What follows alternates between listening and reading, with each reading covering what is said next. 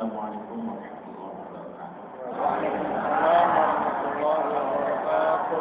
Alhamdulillah wassalatu wassalamu ala Rasulillah wa ala alihi wa sahbihi wa man wala.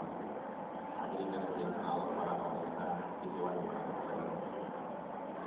Beberapa tahun terakhir pernah terjadi di Bandung kebakaran hutan yang sangat besar. Lebih kurang 30 hektar hutan kebakaran dan akhirnya merambat ke rumah penduduk. Padahal jarak antara hutan dengan rumah itu cukup jauh. Berbagai analisa disampaikan oleh para pemirsa dan orang yang menyaksikan. Karena satu pertanyaan itu, kenapa hutan ini terbakar? Ada yang mengatakan karena tiupan angin kencang, angin menjulang.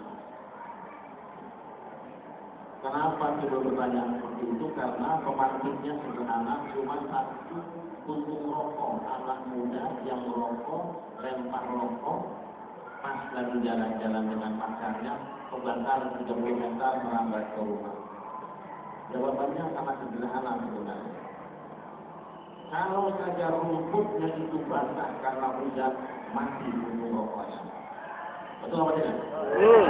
Tapi yang jadi masalah rumputnya sudah kuning, sudah kering, berbulan-bulan tidak tersiram hujan. Kena rokok kecil kebakar 30 hektar hutan. Tapi nggak ada yang mikirin hutannya. Yang dipikirin yang bawa rokoknya. Indonesia dikenal sebagai negara yang sangat angkuh dalam bertata krama. Di mana saja orang bicara kalau Indonesia dikenalnya orang yang sopan santun, lemah lembut, totok romo, baik budi pekerti. Tetapi belakangan ini Indonesia dikenal sebagai negara yang sangat sangar. Dikenal dengan negara sarang teroris, sarang kejahatan, tiap hari ada pembunuhan, tiap hari ada penculikan, tiap hari ada perkelahian antar kampung. Hanya karena uang Rp1.000 orang bisa membunuh. Hanya karena rebutan lahan parkir orang bisa membunuh. Hanya karena rebutan sepak bola antar kampung bisa berperang. Kenapa? Jawabannya sederhana. Jangan cari provokator. Yang pasti bangsa Indonesia rakyatnya sedang kekeringan sudah bertahun-tahun. Mereka kering, mereka lapar, jiwanya gampang marah.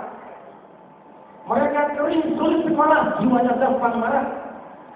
Sementara pemimpin menikmati hidup bermewah-mewah, rakyat untuk berak saja antri, sedangkan pemimpin membuat PT saja sampai 2 miliar. Wajar kalau mereka gampang terbakar. Provokator memang ada, orang yang malas-malasin memang ada. Tapi kalau rakyat tenang, rakyat kenyang, rakyat bisa makan, sekolahnya enteng, sekolahnya ringan, anak punya seragam, tidak gampang mereka terbakar. Yang gampang itu terprovokasi. Biasanya orang yang sedang jiwanya labil karena tidak makan. Aneh benar saat rakyat dalam keadaan lapar. Tidak sedikit mereka yang katanya mewakili rakyat berkenyang-kenyang dan berpoya-poya di pasar. Hanya mereka, uang siapa yang gunakan makan. Ma'asyiral muslimin rahimakumullah. Jadi jangan disalahkan rumputnya, yang salahnya makanan keringnya. Hilang saja dia aman. Tapi Masya Allah, hamba-hamba Allah yang dimuliakan. Alam diciptakan Allah. Jauh sebelum Allah menciptakan makhluk yang bernama manusia, Allah selesai menciptakan bumi. Jauh sebelum menciptakan manusia, Allah selesai menciptakan langit. Jauh sebelum menciptakan manusia, Allah selesai menciptakan bulan. Sudah ada pepohonan, sudah ada hewan, sudah ada batuan. Semua alam sudah selesai. Baru Allah menciptakan umat manusia. Artinya apa? Allah menjadikan umat manusia sebagai makhluk yang akan dilayani oleh seluruh alamnya. Malaikat Jibril yang gagah perkasa hanya tugasnya jadi kurir, tukang kirim surat Allah untuk manusia. Malaikat Mikail yang gagah perkasa tugasnya hanya tukang bagiin sembako bagi kepentingan umat manusia. Malaikat Mungkar Nakir tugasnya hanya sekedar tukang dari juru penanya, juru dewan hakim dalam kuburan yang ditanya juga adalah umat manusia. Malaikat Malik dan Ridwan yang gagah perkasa yang penyerta ilmu gelap tugasnya hanya menjadi pelayan umat manusia dalam neraka dan surga. Begitu hebatnya umat manusia. Akan tetapi, jika umat manusia melakukan pelanggaran terhadap hak yang seharusnya ditunaikan sesuai tuntunan Allah, alam bisa berubah perilaku terhadap umat manusia. Minum kita air, mandi kita pakai air, mencuci pakai air. Tapi karamnya umat Nabi Nuh oleh air, tenggelamnya Fir'aun oleh air. Kita kipas-kipasan pakai angin.